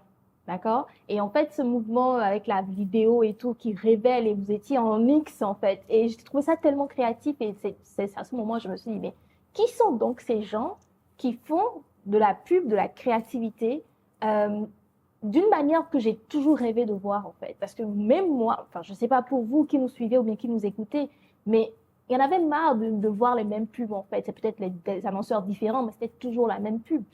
Moi, je peux te citer de très rares pubs dans ma vie. Enfin, je peux en citer trois. Et classe, tu veux mon numéro en fait partie. Et il y avait justement cette retenue-là dans la créativité africaine que vous avez débridée. Et je vous voyais faire, je me demandais, mais est-ce qu'il y a un marché? Je pense que tu t'es posé aussi la question à plusieurs reprises. Et le jour où je suis venue à Abidjan, j'ai vu qu'au-delà de l'agence, tu avais créé un oasis. Parce qu'avec les apéros X, des créatifs qui ne font même pas partie de l'agence venaient partager un moment de manière complètement décalée. Et je me dis, mais au final, Najib, tu es venu en Côte d'Ivoire parce que c'était ta maison, mais tu as créé une autre maison au sein de ta maison. Ça, oui. Disons, dans la maison, j'ai mis ma chambre. Exactement. J'ai fait ma petite chambre parce que pour pouvoir créer, encore une fois, on revient aux personnes. On n'a pas besoin de leurs mains, enfin de leur corps, on a besoin de leur tête. Et pour pouvoir créer, il faut qu'il y ait des barrières qui tombent. Pourquoi? Parce que dès l'instant où on rentre dans un échange avec des questions qu'on met sur la table, parfois il faut aller puiser dans du perso. Il faut que les barrières tombent. Et donc il faut créer un écosystème. Il faut créer il faut créer un petit écosystème avec moins de barrières, qui se remet en question, qui se pose des questions, qui est curieux. En se posant des questions, tu es curieux, mais qui est curieux aussi au sens plus large du terme. Et aussi euh, être impliqué dans cette créativité-là. Ça ne peut que nous servir. Quand tu rentres à l'agence aujourd'hui, un simple bonjour peut conduire à un brainstorming dans les prochaines 5 minutes. Ah mais tiens, tu sais, j'ai pensé à telle chose hier. Najib, j'étais dans un dîner avec un ami, un copain, et voilà. Il y a cette proximité qui fait que, et au final, voilà, ça se matérialise comme un petit écosystème déjà entre nous, euh, dans lequel on s'estime être une famille. Et dans un second temps, on a réussi à le rendre contagieux avec sur un rayon plus large. Et là, bon, tu as cité les apéros, mais ce n'est pas que ça. Dès l'instant où notre créativité, elle séduit, forcément, tu as envie d'appartenir. Moi, j'aurais aimé rassembler tous les créatifs, à la fois du pays, mais aussi de la région. J'aurais aimé. Après, il y a une question aussi de pouvoir. Est-ce que je peux rassembler tout le monde? Mais ce n'est pas que en étant agent X que tu fais partie de la famille X. Il y a tout cet écosystème externe à l'agence qu'on a créé parce que ces créatifs se manifestent. Et donc, ils peuvent venir à l'agence pour proposer leur talent. On peut collaborer avec eux sur des projets ponctuels. On peut aussi prendre un verre avec eux, parler de tout et de rien, être stimulé intellectuellement. Donc voilà, et les apéros X, c'est une occasion pour nous de fédérer tout ça. Et qui fait que, bon, ça me touche le fait que tu parles d'oasis, parce qu'en vrai, j'ai jamais pensé, mais c'est exactement ça. On a cette oasis-là les jeudis soirs, où on a l'occasion d'échanger sur tous ces sujets-là. Ouais. Mais quand même, tu vois, je pense à vous, je pense à ce que vous faites, mais j'imagine qu'il y avait beaucoup de résistance sur le marché. Parce que, enfin, Toujours. ouais, parce qu'un client qui vient et vous lui proposez ce facteur X et qui se dit, mais non, moi, je veux ma pub de cette manière et tout. Est-ce que tu peux nous raconter des moments où tu as eu quand même des demandes enfin, assez lunaires venant de clients ou des... Enfin, est-ce qu'il y a toujours cette résistance-là? Est-ce que tu penses qu'on est passé à une autre étape de la créativité africaine? Alors, peut-être que dans mes expériences précédentes, j'étais confronté plus à ce type de demande archaïque. Archaïque. Aujourd'hui, à l'agence, de par cette trajectoire qui s'est faite, j'ai pas envie de dire lentement, mais en tout cas, elle a pris son temps de le faire, de se faire, pardon, avec des annonceurs avec qui on avait ce libre-échange dans les discussions de pédagogie, pourquoi le marketing, pourquoi la com. Donc, on construisait avec l'annonceur un brief qui pouvait aboutir à de la créativité derrière. Donc, et versus aujourd'hui, où clairement, si tu viens à l'agence X pour qu'on puisse exécuter ce que tu as dans la tête, on n'est pas l'agence qu'il te faut. Il y en a d'autres qui sont sur la place. Qu'importe le budget, honnêtement, on n'est pas du tout dans cette démarche-là. On est plus dans une démarche où tu viens chez nous parce que tu sais que tu veux qu'il y ait quelque chose qui sort des sentiers battus. Et là, tu nous stimules encore plus, tu nous motives encore plus à aller te proposer Et c'est des fois dans les choses toutes simples Mhm. et toutes bêtes, hein. C'est Ouais. pas forcément dans des méga campagnes. Ça se joue dans du naming, ça se joue dans un packaging, ça se joue dans une campagne digitale, ça se joue dans un post digital. Donc c'est pas forcément à chaque fois. On souhaiterait avoir de grosses campagnes en permanence. C'est pas encore le cas. Mais voilà, tout ça pour dire que en ce moment, on a vraiment des clients, ils savent ce qu'ils veulent en venant chez nous, qui fait l'objet de mariage quand tout se passe bien et qui forcément fait l'objet de séparation quand ils se disent, bon, non, finalement, l'idée que vous nous avez donnée, elle sort trop des sentiers battus, il faut pas que... Et là, en général, c'est peur d'oser, en fait. Ouais. Ils ont peur d'oser et d'aller plus loin.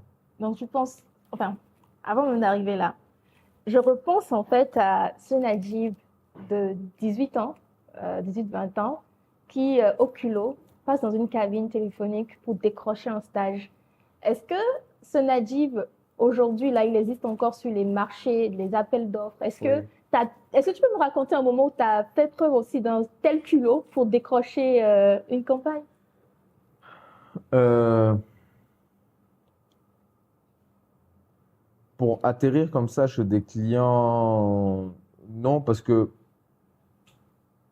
bon, c'est différent. Mm. Moi, je ne suis pas la bonne personne pour venir t'imposer, Bien sûr. pour venir imposer, Ton style. voilà, mon style et ma présence. Euh, je- si tu n'en éprouves pas le besoin. Si tu me dis, écoute, Najib, moi, j'ai besoin d'une campagne publicitaire, je veux que ce soit créatif, je veux, là, je te lâche pas. Mm. Et là, je vais faire preuve de culot pour réussir à te faire vendre l'idée. Mm. Et donc, c'est plus dans ma réponse à ton besoin que je vais faire preuve de culot, pas de là à venir t'obliger à me prendre. Ça, non. Donc, tu ne recherches pas les marchés aussi proactivement que tu recherchais les stages? Non, Ok. non, non, non. Je me dis, la meilleure façon pour moi de, de, de, de matcher avec des entreprises, c'est en faisant le job.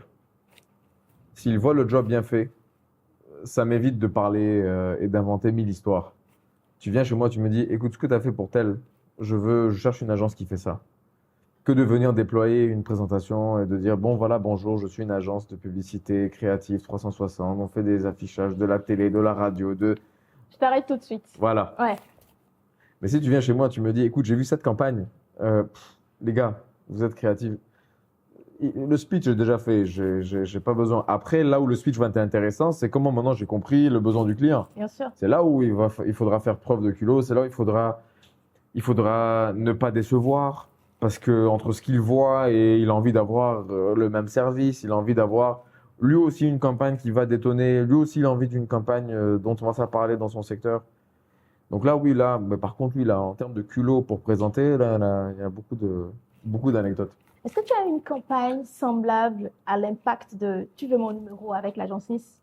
Parce que moi, j'ai mes campagnes préférées de l'agence, mais je te laisse dire. Non, il y en a, bien sûr, il y en a. Et chaque campagne en général qu'on sort, on a toujours cette fierté de le faire. Après, la fierté, elle est amplifiée quand on sait que, wow, il y a eu un impact des fois qu'on n'a pas mesuré. On sait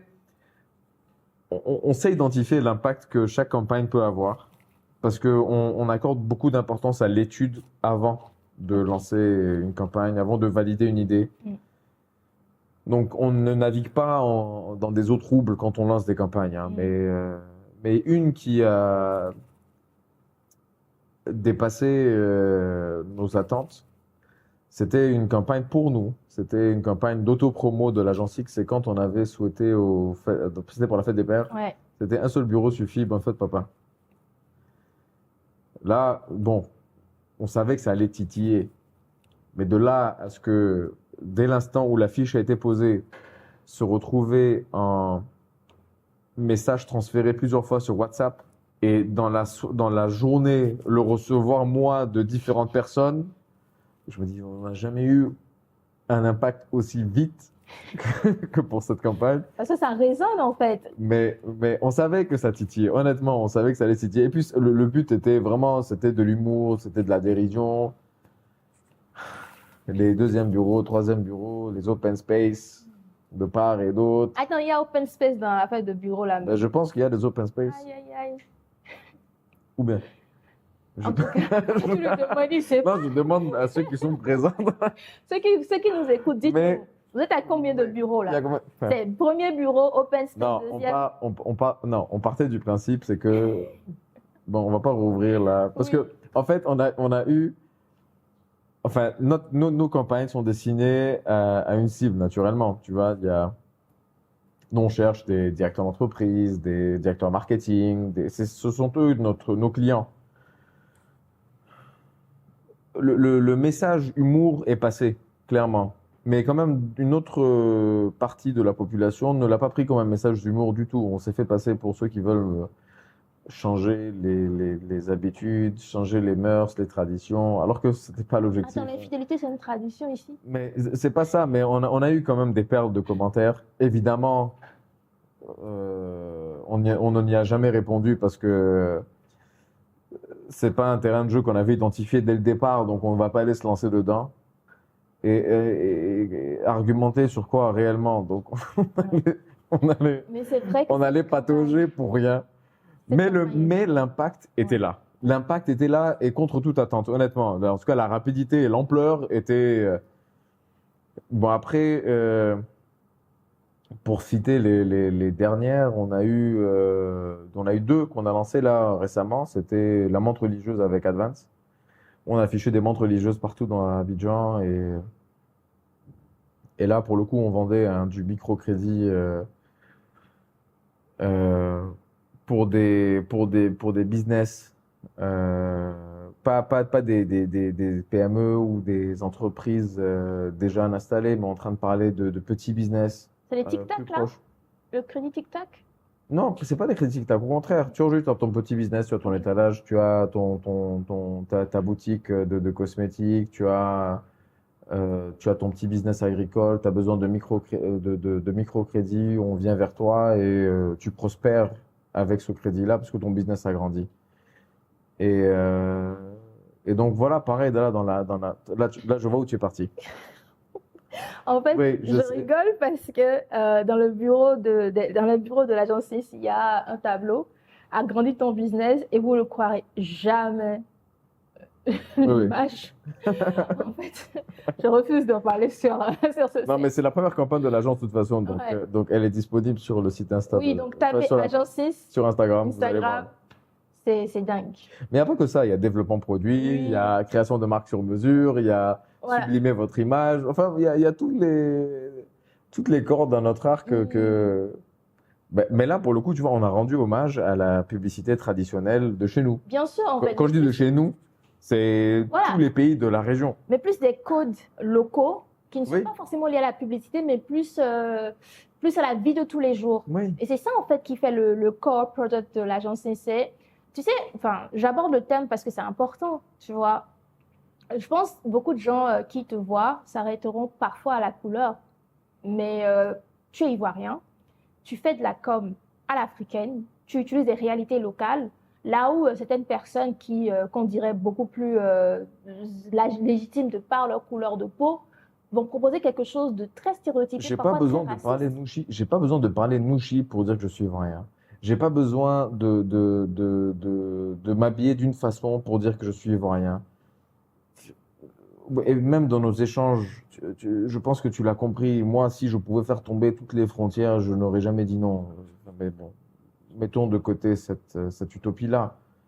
Mais, mais de par euh, ma vie d'ici, mon travail, ma curiosité, tout cela me pousse à non seulement mieux comprendre et m'adapter, mais aussi proposer aussi comment dire, proposer, disons, un Ivoirien qui, comme tu dis, ne va pas cocher ces cases-là. Et alors, est-ce que ça fait de moi moins ivoirien, plus ivoirien? Je pense pas. Je maîtrise aujourd'hui pas mal de sujets d'insights locaux que d'autres personnes, en ayant vécu toute leur vie ici, ne le font pas. Mais bon, ça viendra, ça.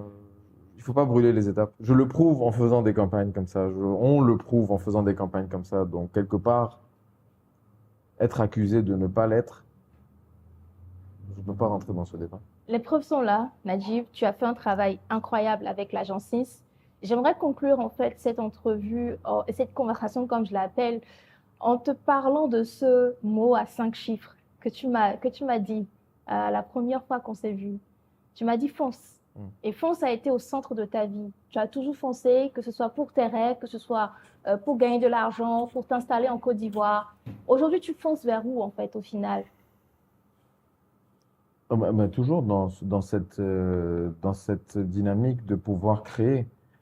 Aujourd'hui, là, je crée dans le cadre de mon, de mon travail. Je crée aussi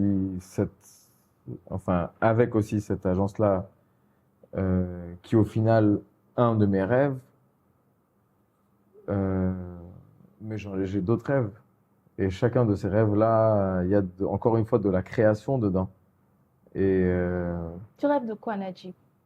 on peut pas rentrer enfin, on peut rentrer dans ces sujets, mais ça mérite, Une autre entre eux. ça mérite 10 autres, parce que entre ce que je rêve déjà réellement et ce que je rêve dans la vie réelle, enfin, je vis réelle, Mais même quand tu je me dors. donnes le sentiment d'avoir réalisé le rêve que tu avais eu depuis autant d'années, en fait. Tu rêvais Ah, d'être mais le chef, toujours. tu es le chef. Tu rêvais d'avoir ton agence, tu as ton agence. Aujourd'hui, tu rêves de faire En quoi? vrai, quand je dis je rêvais d'être le chef, c'était plus dans une optique où Tu prends la je décision. prends les décisions, en tout cas, je guide. Hmm. Pas dans le sens Oui, bien imposer sûr. une autorité. Voilà. C'est plus, écoute, voilà, j'ai fait ce bateau, je m'en vais dans une direction, tu veux monter avec moi? On est monté avec toi, C'est Najib. ça, tu vois, c'est plus dans ça que le mot chef, je Oui, le vois que on est de. dans ton bateau. Mais sinon, déjà, j'estime pas qu'on est arrivé à cette, euh, à cette réalité d'être, l'agence la plus créative encore de la région. Je précise, pour moi, la région est très, très vaste. Et aussi, le jour où je vais me dire que, allez, ça y est, le bateau a vraiment sa trajectoire bien, bien définie, c'est quand il y a des agents X qui vont s'asseoir devant moi et vont me dire, Najib, c'est ta place que je veux prendre, c'est la place qu'ils vont prendre. Et qu'au final, j'aurais juste confirmé que l'agence X, c'est pas une personne, c'est pas moi, c'est pas Fanny, c'est pas Jackie, je vais citer là tous les agents X. L'agent X, c'est voilà, ce projet-là, c'est un état d'esprit, cette créativité au service des annonceurs et ainsi de suite. Là, quand on aura fait tomber ces barrières de personnes et que finalement, moi, ma place a sauté pour d'autres, là, j'aurais estimé que ça est check. Ce rêve-là, il est accompli. Tu sais, Najib, ce rêve n'est pas très africain, un chef qui rêve de laisser sa place. Mais Moi, c'est pas la place qui compte. ouais, C'est plus la place c'est la place de l'entreprise qu'elle aura, elle, dans le paysage des agences de pub dans la région. Moi, ma place, moi, encore une fois, je ne suis qu'un guide, je ne suis que, pour l'instant, un capitaine, mais ce n'est pas le jour où je serai plus là que le bateau devrait couler. Ça devrait continuer. Et ça, pour moi, c'est le vrai challenge, c'est le vrai rêve. Et c'est surtout aussi donner à tous mes collègues, à tous mes collaborateurs, à leur donner cet objectif aussi en tête. C'est que eux, demain, déjà aujourd'hui, ils sont guides d'une manière ou d'une autre à leur propre échelle au sein de l'entreprise. Ils sont des guides. L'idée, c'est qu'ils sont aussi ceux de l'agence X. des agents béninois, togolais, Ah oui, ivoiriens, il y a de tout. il y a de tout en fait. Tu as créé vraiment, Nous, on aime dire qu'on est la canne à nous tous. voilà, vous avez créé votre propre compétition, votre propre pool de Ouais. talents. Et je sais qu'aujourd'hui, en tant que papa, en tant que chef d'entreprise et en tant que, voilà, tout simplement créatif, tu as envie de transmettre. Et j'ai vu justement tes actions avec enfin, cette transmission, que ce soit dans des organismes de formation ou encore avec Small Grain, Small Grain, Small grain. justement. Paula, salut Paula. Voilà. Donc aujourd'hui, tu es dans cette ambition-là de pérenniser l'esprit de cette créativité-là. Et donc dans 10 ans, est-ce que tu te vois devenir réalisateur comme tu l'as rêvé il y a quelques années? Bah écoute, j'ai eu l'occasion des fois de réaliser certaines des campagnes Oui, les spots des spots publicitaires. publicitaires. Donc là, en quelque sorte, j'ai plus ou moins réalisé ce rêve. Oui, Mais des idées de films, oui, j'en ai beaucoup. Maintenant, qui sait? Je te l'ai dit, ouais. je sais pas où je vais, mais je sais que je vais loin. Maintenant, est-ce que je vais réaliser un film un jour dans ma vie? Est-ce que c'est parce que j'ai envie de le faire, ça c'est clair. Mais après, il y a d'autres rêves qui sont là, et il faudra juste après les prioriser naturellement.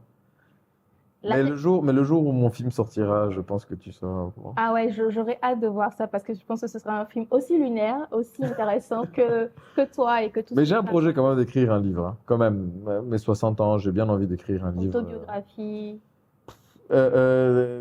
Disons, ouais, inspiré de tout mon parcours, mes fictions, parce que les personnages devront changer. Après, ceux qui étaient avec moi dans mon bateau, ils vont s'identifier derrière les personnages fictifs que j'aurais créés. Mm. Mais oui, je me dis, ce serait cool de le faire, parce qu'il y a tellement de choses que j'ai envie de raconter. Il y a beaucoup de off, et que tu ne peux pas dire les off aujourd'hui. Tu es obligé d'attendre un peu. Ouais. Et au bout de 20 ans, 20, 30 ans, c'est là que tu dévoiles tous les off. Et là, la personne qui aurait vécu tout ça avec moi me dit, hé, En fait, tu as des dossiers que tu veux mais sortir. oui, mais c'est moi qui ai Pamplemousse là dans son livre. Et puis il a. Mais après, c'est trop tard, c'est fini, 60 ans. Ouais. Non, écoute Najib, c'était une très belle conversation. Je pense que, comme tu le sais, j'adore discuter avec toi. C'est pas la première fois qu'on le fait. Et c'est un plaisir partagé, tu le sais. Et j'aimerais juste que tu me dises, est-ce qu'il y a une phrase, parce que tes enfants aujourd'hui sont sur le 7, et je sais que tu leur as transmis cette idée, ce message de si vous avez un rêve, allez, foncez. Mais est-ce qu'il y a une phrase que tu aimerais que l'on retienne de ta vie, en fait? Est-ce que si on devait te résumer en une épitaphe, quelle serait cette épitaphe? Mais je vais clôturer avec ce par quoi tu as commencé. Vivons la pimentée. T'as commencé par le piment, non? Ben, finissons par le piment. Parce que là, après, quand tu vois, vivons la vie pimentée, il y a toujours une petite douleur qui est là. Après, tout dépend de ceux qui supportent ou pas la douleur. Mais tu peux pas manger du piment et être insensible. Ça t'apporte quelque chose. Ça, ça, ça décuple le plaisir de manger, bref, et j'en passe. Je vais pas faire maintenant la talakou du piment, mais je vais juste clôturer par ce que tu as commencé. Vivons la pimentée, la vie. Et d'ailleurs, tout à l'heure, on déjeunait avec les enfants. Et les deux sont de grands mangeurs de piment. Donc si j'ai passé... Pas vrai? Donc les entendre me dire, papa, s'il te plaît, bon, le plat, il est fade. Tu peux rajouter, s'il te plaît, du piment. Je me dis, bon, allez, ça y est, ils sont dans la bonne voie, là. Ouais. Ils sont dans la bonne voie. Parce que je sais qu'après, dans tout ce qu'ils vont faire, ils auront envie de rajouter du piment dans leur plat. Tu sais, je pense beaucoup à enfin, ce que tu veux de dire, la vie pimentée. C'est une réflexion que je me fais ces derniers jours, qui est de dire que il faut savoir choisir sa douleur quelque part. Ouais. Il faut savoir choisir le piment de sa vie. Et toi, comme tu le dis, tu as choisi une vie aventurière. Tu as choisi une vie qui exige en fait qu'on ait des problèmes, qu'on ait des clients qui ne comprennent pas ce qu'on fait, qu'on vive dans un pays où tout est aussi à construire, qu'on ait justement à former des gens dont on aura besoin. Tu as choisi un piment au final qui m'inspire. Et je pense que tous ceux qui nous écoutent et qui écoutent cette histoire que tu nous as racontée auront envie d'avoir ce piment Najib là dans leur vie. Ou le piment X, si tu veux. En plus, tu sais que le piment X, pour parler petite Oui. culture, c'est la minute culture là. Ouais. Le piment le plus fort du monde il y a un an, c'était le Carolina Reaper. Tu sais, ils font des croisements avec les graines de piment pour en former d'autres, en créer d'autres. Et donc, c'était le Carolina Reaper. Et essentiellement, c'est les Américains qui le font. Et là, ils ont créé un nouveau piment qui, lui, est pour le coup encore plus cette année, hein, je pense ouais, cette année ou l'année dernière, qui est plus fort que le Carolina Reaper, et c'est le piment X. Ils l'ont appelé le piment X. Donc c'est la petite allusion à ce que Je tu viens suis de sûre dire. que tu vas essayer d'acquérir Oui, ce piment. Carolina Reaper, ça déjà, j'ai checké. Wow. Maintenant, le piment X, il faut que. Il est pas très joli à regarder. En plus, il est petit. Bon, comme tous les piments les plus forts, c'est les plus petits. Petit marteau, casse-gros caillou. Ah oui, justement, l'esprit de Petit Malto casse. Oui. C'est devenu d'où en fait? Bah, de plusieurs choses. Bah, déjà, c'est de chez nous. Oui. Nous, c'est notre façon aussi d'illustrer pas mal de situations. Mais après, je trouvais que ça collait parfaitement avec tout un, toute une liste de choses, y compris sur le plan pro. Donc, la petite agence qui vient sur la place, petit marteau, casse caillou, petit budget. Moi, je suis pas très grand de taille, je suis petit de taille. Bref, euh, mais c'est pas ça qui compte, c'est comment on casse les gros cailloux. Et au final, c'est ce qu'on retient, c'est que le gros caillou a été cassé. Merci beaucoup, Nadji. Merci à toi, Miguel. Écoutez, mettez du piment dans vos vies. C'est tout ce que j'ai à dire. À très bientôt sur Irao.